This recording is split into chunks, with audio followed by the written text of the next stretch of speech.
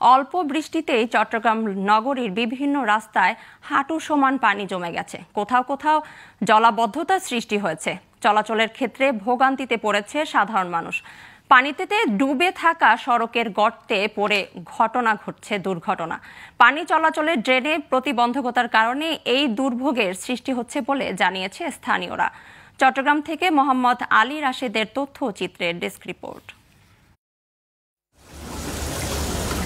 চট্টগ্রামে ভারী বৃষ্টি হলেই আতঙ্কিত হয়ে পড়ে নিম্নাঞ্চলের মানুষ, কারণ পানি নামতে না পারায় জলাবদ্ধ হয়ে পড়ে বাসিন্দারা।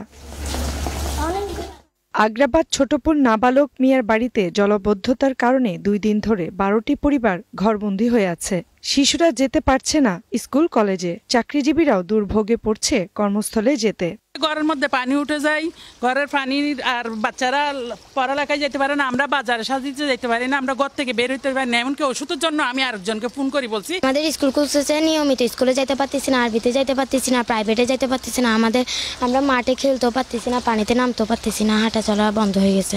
নিয়মিত স্কুলে যেতে পারতেছি না, আমাদের আমরা হাঁটা চলা করতে পারতেছি না, আমরা খেলাধুলা করতে পারতেছি না। 5 টেপ দিয়ে এটা একটু সেটিং করে দিতে, কারণ এটা তো বারবার আমরা আসা যাওয়ার মধ্যে কষ্ট হচ্ছে, আমাদের ফ্যামিলিরাও আসতে যাইতে অনেক কষ্ট হচ্ছে।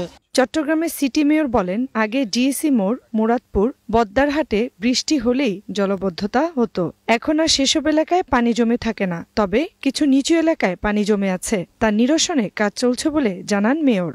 আমি প্রথমে দামপাড়া ওয়াসা মোড় আমি ঘুরেছি, জিসির মোড় ঘুরেছি, ইনশাল্লাহ কোনো পানি সেখানে নেই। যেটা পানি জমে আছে সেটা শুধুমাত্র ওই অংশটু নিচু থাকার কারণে, এবং সেখানে পানিগুলো জমা আছে। তো ওইটা আমরা চিন্তা করছি, বিশেষ করে দামপাড়ার সেখানে আমরা কিছু পাম্পিং মেশিন সেখানে দিয়ে যাবো। যেখানে আমরা 1600 কিলোমিটার ড্রেন ক্লিন করার জন্য গত 3 মাস 150 প্রজেক্ট আমরা দিয়েছি, 150টার মতো প্রজেক্ট দিয়েছি। কয়েকদিনের বৃষ্টিতে মূল সড়কগুলোতে পানি না থাকলেও নগরের ছোটপোল এলাকায় পানিবন্দী রয়েছে অনেক মানুষ। শিগগির এ দুর্ভোগ থেকে স্থায়ী মুক্তি চান তারা। Global television news desk.